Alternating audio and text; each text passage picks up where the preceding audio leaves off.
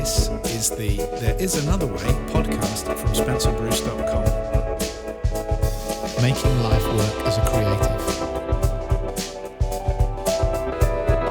Hi there, boys and girls. Brucey here with this week's There Is Another Way podcast. How are you all doing out there? I all hope you had an amazing week. I hope it's nice and sunny where you are. As it is here, it's actually a lovely sunny day in the northwest of England, which is very novel, I guess, which is lovely, and it makes the world a better place sometimes when the sun is shining. Obviously, for those of you listening around the world, another bad week for the UK here with the terrible things that are happening in London. And, it's getting a bit sad that every time I start this podcast, there's something bad to report in the world happening. And unfortunately, a lot of it happening in the UK. But this is life, I suppose. It's that lesson that I keep going on about. You never know when your life's going to be cut short, and God forbid you have a very, very long and fruitful life. But it just makes me always realize that life is too short to be doing things that you hate and doing things you don't like and things that stifle you. So this week, I'm going to look at a topic which has come up, or a question that has come up a few times in conversation about people just going, I know I need to do something, but I don't know what I need to do. And I know we've kind of looked at this in the past, but this week I'm going to suggest a few tips and tricks you can do to find out perhaps what it is that you want to do, what it is that's your niche, and if you're setting up a business, what it is that maybe you could offer the world that doesn't exist right now. And it's just a few simple little things you can do and exercises, which I hope will really help you through deciding, what is it that I want to do? I don't think there's ever the right answer, because we're constantly changing, we're constantly evolving. And I think if you're a creative mindset, or if you're a little bit like me, I know this is a thing I have where I always, I get excited by things and I like to pursue lots of different things and lots of different things that excite me. And when you know that you've got to knuckle down and focus, that can be a little bit hard when you might be writing one idea and then another idea comes up and you want to go down that path. And whilst I'd encourage that a lot, sometimes when you're doing There Is Another Way lifestyle, sometimes you have to focus in. And this is a constant tension with me. And it's something that I've been thinking of quite a lot this week. Also came up in a few discussions I had with a friend of mine this week. It's like, what the hell are you doing? You do so many different things.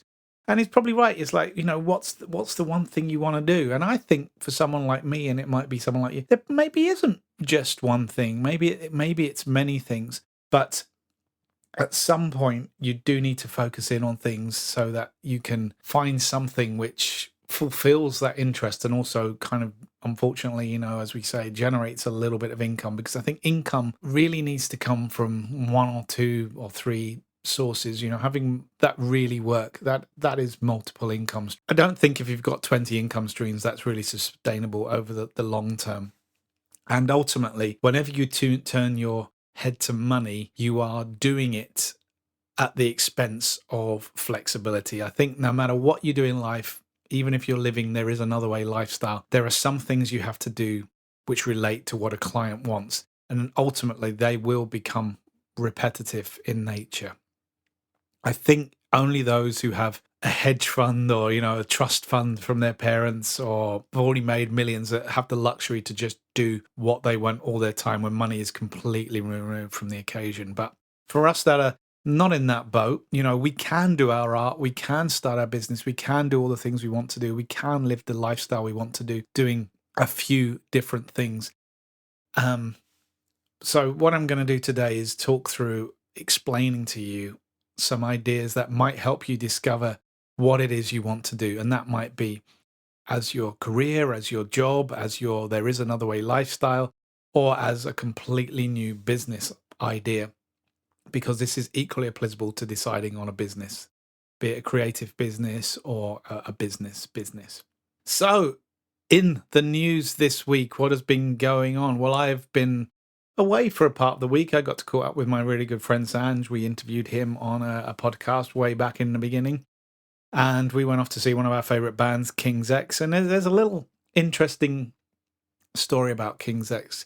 King's X is a band that probably most of you have never heard of. Lots of people refer to them as the best band you've never heard of. They've got accolades from some of the best grossing artists. Lots of artists who we know and love all look up to King's X as a great band. But on everyone's lip is always, why didn't they make it bigger? Why didn't they become bigger? It's really interesting. I don't think even they know the reason why. Some of us get the cracks and some of us don't get the cracks. But I find it really fascinating to look at them as inspiration, because they started in 1980. So, they've been going for 37 years now. That's a long track record. They were signed to major labels, but they just never got the marketing behind them. There were various other issues around them. Maybe their faces didn't fit in terms of what they were doing. But why I look at them for inspiration is they never gave up. They've managed to do it. Yeah, they never the millions, it would appear. They were never the big rock stars on everyone's lips. But the fans who love them. And being at the concert on Monday night, they don't come to the UK very often, probably once every 5, 6, 10 years, because, funding tours is really big. And if you don't have the groundswell support, it can be really expensive to tour and really difficult. So when they were here, it was such a big deal. People went from all over the country. They weren't doing many gigs in the UK, only 4. I drove all the way down to Bristol to see them. And you may recall many podcasts ago talking about the 1,000 fans being what you really need to sustain a career. That's, I think, the approach that they take. They've got a really strong following who love them. And there was so emphasized the amount of love in the room that night. People just singing along to every single song, to the point where the band pretty much stopped playing on a number of songs and just let the crowd take it over. Not in a way that, you see in a lot of big shows, but this was like literally the whole song. There was so much good feeling. And it just goes to show, I suppose, that with fans, I guess I put myself in that category, is I'm willing to invest in these guys because I love their art. I love what they do. And I love what they mean to me. So I am going to give them, I am going to buy their next album. I am going to go and see them when they go on tour. And ultimately, as I said, you don't need millions of people like that. You just need a few people like me with that band who want to really invest in your art or in your business, or just love who you do. And once a year are going to give you the $10, are going to give you, $20 for a t-shirt or whatever it is you put out, and you've got 1,000 of those. That's the kind of track record you need to make a reasonable income. Target those people as they do. And we all felt in that night that we're all part of a kind of family vibe, not standoffish that you get from a lot of rock stars or whatever. It was just like, we're all in this together. We're all experiencing this wonderful music together. So I found that really inspiring. I found it really interesting as well to say, look, in a sense, they are doing it another way. Maybe they didn't get the breaks they wanted. Maybe they never got the recognition, etc., that you would expect for a band with such a long track record. But they are still doing it. They are still out there doing it. They haven't changed their direction. I suppose one of the things I say about changing direction, in terms of musically, I think they really stuck by their art. That their albums are very varied. And it also seems that they are writing them music that appeals to them as well, which then in turn appeals to us. They're not trying to pander to a record company. They're trying to pander to trends. They are just writing good music, which varies. Some of it is quite heavy and some of it is quite ballady and soft, Beatlesque in nature. So it's really also very hard to pinpoint a genre for them. And I know that's a thing that a lot of us have to deal with as artists, is where, like I started the conversation saying, I'm getting fascinated by writing synthwave music. And then I want to write some kind of thrash metal because that's all my influences coming together. And it can be difficult because you feel you need to pigeon yourself into a kind of style. This is more as an artist. But they didn't do that. They didn't get the big bucks, but they've got a lot of love. They've got a lot of fans willing to devote themselves to travel when they come to town, to invest in them. And ultimately, they've had a career. They seem happy. They seem to be able to pay the bills, I assume. So there is another way, ultimately. that's the news. Went to the gig. It was great. It was great to catch up with Sanj and talk a lot about guitar and life and have, a few deep, meaningful conversations about the way we're doing things, reflecting back on our lives. I've known Sanj now for 22 years or more. We've been through each other's lives. We know all the ups and downs and where we were trying to go and what trying to strive for. But one thing we did say is he does work, but he works from home and he's got a very flexible working arrangement. It's like we were talking about making it and being as big as our heroes and things like that. But ultimately, when we were sat outside in the sunshine in the daytime after, being able to take time off and go to the concerts, like, in some respects, we have made it because we're able to do these things. We've got money in our bank account, luckily, got some constant form of income. Well, he has, mine's a little bit more varied, but at that point in time, if we're being mindful and in the moment, we're sat outside drinking tea, playing a game, talking and chatting, when 95% of the population is sat in an office hating things, wanting to do what we do. So whilst we might not have achieved what we wanted to do as artists yet, there's still plenty of time to get that going. We have achieved there is another way lifestyle because we decided not to pander to the 9 to 5, not to be involved in that whole world. And, we're out. And our life is good when you think it's not good every day. There are ups and downs, and I've talked about this time and time again. But to be able to drive off on an afternoon to go to a concert on the other side of the country without having to ask a boss for time off, to come back, chill out, relax, not worry too much about being in an office at 9 o'clock and constraining your life in that respect, I feel blessed because of that. And I have to keep reminding myself that, at this point in time, things aren't hunky-dory. We've got a few things coming up on the horizon, which I might talk about in a podcast, which aren't great. And so this is all about work. Got to rejig a few things because a few things haven't really worked out. But I'm sat here recording this. The sun's outside. I can go for a walk. I'm not pandering to a boss. And it's down to me now to make this work and to get more things coming in. And that feels good that it's in my hands rather than just turning up at an office, being there every day. Yeah, I'm getting the paycheck. You're getting the paycheck, but don't believe in it. And I don't believe it. And it kind of kills me. That was a long bit about that part of the news. So, and funnily enough, we're off to go and see Guns N' Roses in 2 days' time. So that's 2 concerts in a week, and that's pretty awesome. And, there's nothing that beats live music. It's absolutely fantastic. And, it's happy memories like that you take to the grave with you, not the things you own, really. It's the time spent with people. In other news, I've just had an email from Hal, who's been on the podcast, and we've collaborated in some past. And one of our films that we worked on called My Dream of Life. Well, I didn't work on it. I just it's Hal's Baby, this amazing film that he did using some music from the Senescence album that I put out. He's submitted that to a few film festivals. There's the Virginia Film Festival and the Prague Film Festival and the Tokyo Liftoff Film Festival. And fingers crossed we get accepted and get into the program, and I will keep you posted on that. But if you get a chance, I'll post some links when relevant. And, if you can like that would be awesome. If they need likes and stuff, and just support us on that would be fantastic. And talking about support, again, I'd really love to see you guys in the Facebook group. If you've got questions, if you've got thoughts, if you really kind of disagree with the things I say, or if you agree, or you've got a tip or a trick, please do head over to the Facebook page.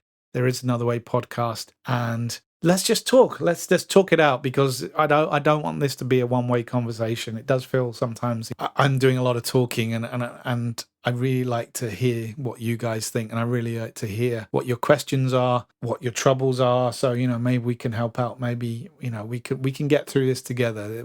I'm doing this with you guys. I'm doing it here, and that's why I'm talking about it. So on to this week's topic. As I said this week, what I want to talk about is the grand question of deciding what it is you want to do with your life. It's the big question. We've all been there.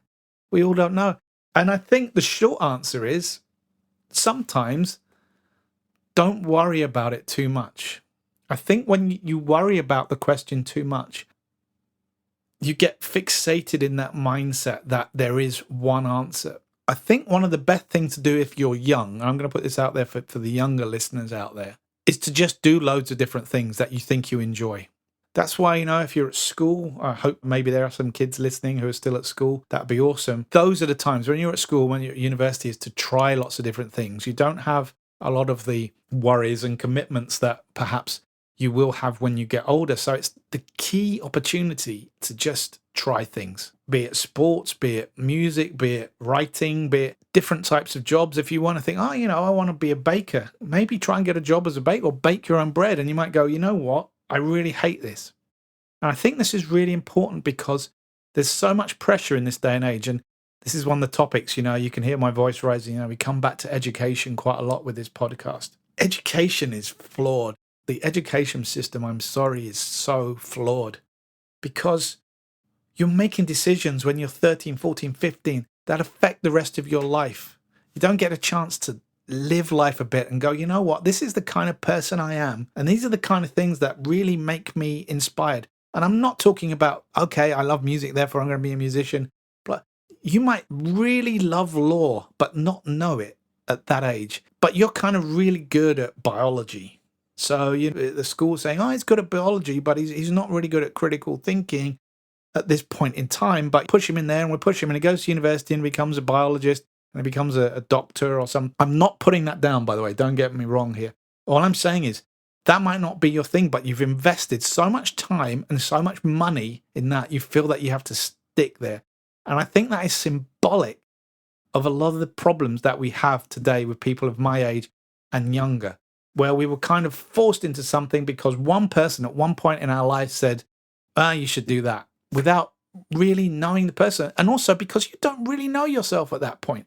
You might go, yeah, I'm kind of good at biology and I kind of like it. So, okay.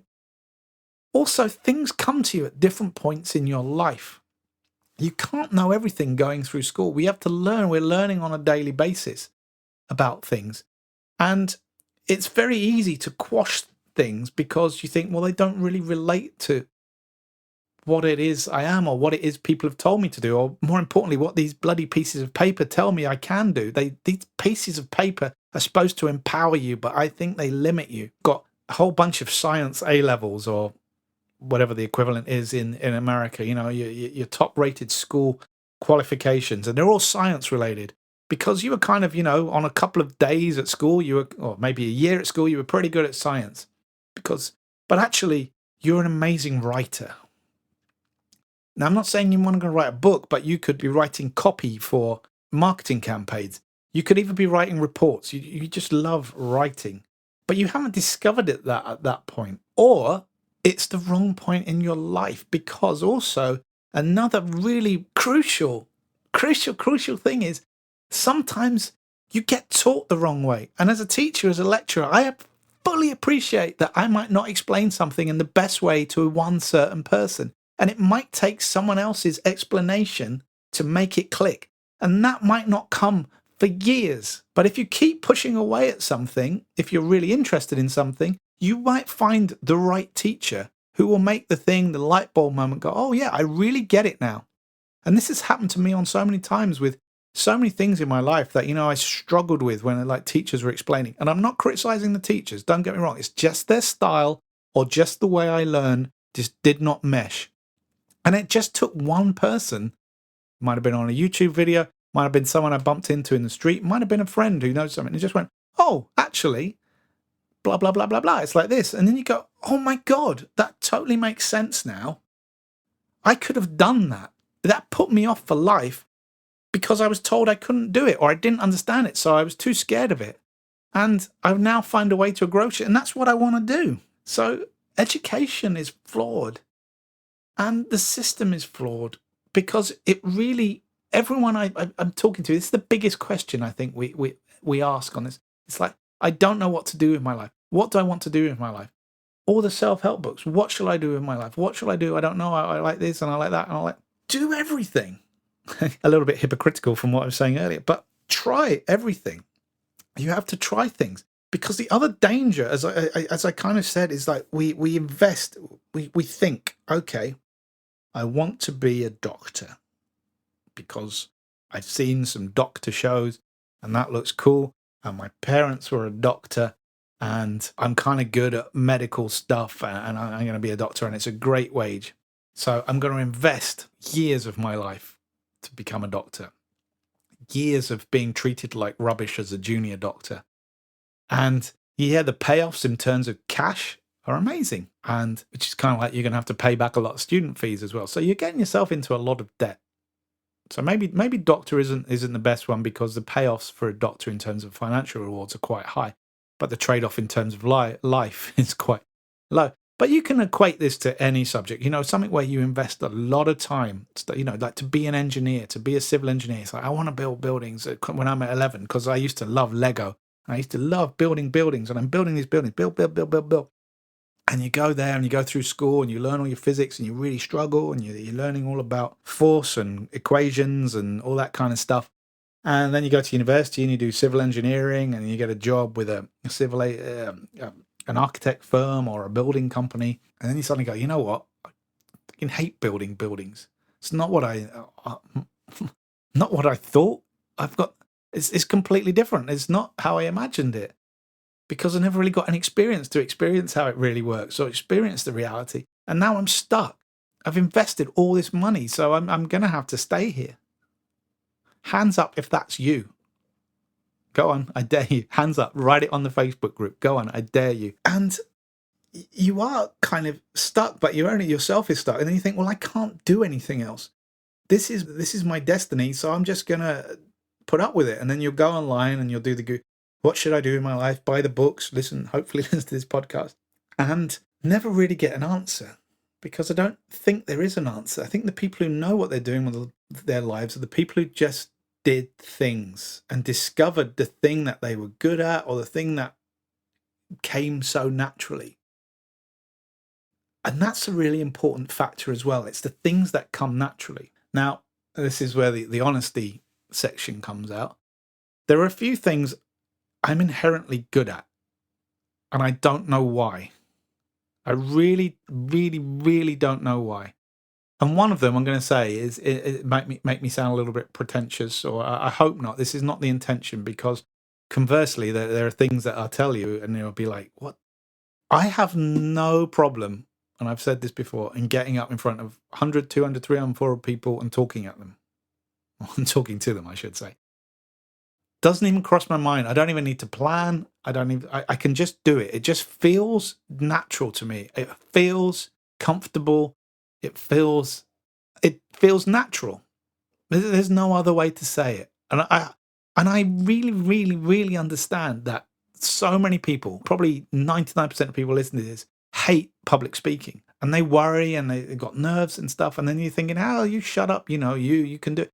I don't know why this is, because on the other flip side, I hate using the phone. I hate calling people. I will do anything not to call someone. Maybe not a friend, but it's one of my biggest hustling is one of my biggest weaknesses. But people go, but you can stand in front of this. I don't understand it. I really, really don't understand it. I also, according to people who know me, seem to have a really good sense of direction. It's something I don't have to think about. It's something I do, and I just feel comfortable with it. Now, where am I going with this? It's like when you do something really naturally, it's like an ability that you have. You think it's not work. You think it's not hard. Therefore, it can't be something you do. Work, it has to be hard. It has to be something you have to think very hard about. And it has to be either hard work. Oh, I'm worn out doing this. Or I'm really struggling, because if I'm struggling, then it's hard work and I'm working hard. Well, I'm trying to put out to you right now, this very moment, that's bullshit. Try and focus in on the things that you do naturally. And the best way to do that is to ask people what they think your skills are, because you won't necessarily see them. And don't be put off, because that's the thing. When you do something absolutely naturally, it comes naturally. It might be drawing, it might be writing, it might be coming up with ideas, it might be hammering, it might be DIY, a skill. It might be plumbing. It could be anything, but it's something you go, I can just do this. It's easy. Therefore, I shouldn't really be doing this, because it's not. That's the thing you need to start investing your time in. So the method I want you to do this week is probably, if you've done this kind of process before, it's quite common. I've read it in a number of books, but I think it really, really works. And I like to think of it as like the intersection version, like a set. If you remember, you did sets in maths where you drew some things and where they overlapped. Basically, take a piece of paper, you know how we love bits of paper here in this podcast, and divide it into 3 columns. First of all, put in it what you think your skills are. And be honest. Be honest with yourself. My skills are X, Y, Z. Next to that, I'd also star skills that you think are ones that come naturally. And that's the hard part, because you might not know. Like I say, speaking to me is something I don't think about. I don't really think it's a skill. It's just something which is so natural I don't think about. It's other people telling me. So part of this might be asking friends, asking a partner, asking, when you think of me, what do you think I do best? What do you think I'm really good at? What skills do you think I have? Ask those questions. So what we're going to do here is, like I said, we're going to have 3 columns. The first one is those skills. Put your skills. It could be like writing, drawing, biology. Don't be shy as well to put down things you were good at when you were at school. Because again, I said the education system is flawed. You might have loved a subject at school. You might have loved it, but a teacher, you might have got a few bad grades in it because, again, the teacher might not work for you. And you thought, oh, I kind of really enjoyed that, but, I'm not good at it. But if you enjoyed a subject at school, like me, I loved geography. I loved it. I love geography, and I still do. But you look at my life and you think, what the... It's probably why I love to travel. I love to explore. That's what geography was to me. It's finding out about cultures and way people do things, and land, and how, the world works, and globalization, and looking at things from a global perspective. That's why I loved it. But, it was kind of flushed out of me. I was really good at it at school, but, it just ended there. So if I was doing this skills list, I'd put down this probably would go in the next one, but map reading perhaps. So that leads me on to the second. What are your interests? What really interests you? And be completely honest. Don't put down answers that you think you need to put down. And this is where this becomes really hard, because if you've ever done tests at work, perhaps psychometric testing or Myers-Briggs testing or stuff, I know this is an anecdote from me. When I did this, the first couple of times I did it, I thought I answered it in a way that I thought was relevant to the job I was doing at that time, not relevant to me. I thought I was answering it as I expected someone who was looking at it to want me to answer it. It wasn't until a time I did it when I wasn't working. I was at university, and it was kind of independent. I got the true analysis of my personality type because I was truthful, and it was much more useful. So if you're interested in Star Trek and you're ashamed of, put it down. It's still your interest. Don't be shy. Don't just put down the true interests you have. Yeah. And then in the third column, put down your network. Who do you know? What do they do? Who do you know? What companies do you know? What do you work with? And this can be people you may not know directly. You might know through people, or you might know a company. You might think Apple. Apple is in my network because I have no connection with Apple, but I might actually be able to contact them. Think about websites you do, blogs that you read quite a lot of, podcasters like me. I'm in your network. Contact me. Let's have a chat. People in your town, your family, just put down your network. So when you've done that, you should have three columns: skills, interests, and your network. And why I said this is called the intersection, or the set game, quite difficult to say, is to try and combine these areas to find out the things that really jump out and link across the two. I wouldn't worry too much about the third one. That kind of comes later. When you've kind of put your skills and interests together, you can then look through your network to find out who might be able to help you in those areas, who might be able to give you a mentoring, who might be able to help promote you. So the crucial thing is use those skills and interests to define a list. Try and get, maybe 3 or 5 which kind of link together. So skills might be driving, and map reading, and geography was a real interest, and talking to people. So you might become a taxi driver. That might be your calling in life. Don't limit yourself to just thinking about jobs. Just see what comes out of this, and you're going to end up with some words. And some of those words will really jump out at you. And it's those words that really jump out of you. And it's the intersection between skills, interests that can help you define what it is you want to do.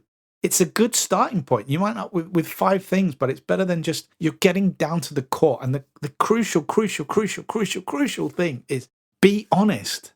I said talk to your friends and family. You can talk, but maybe never show them this list. Just you and the wind, then burn it. But the thing is, you be honest with yourself about what it is you think you're good at and what it is that interests you. That is it.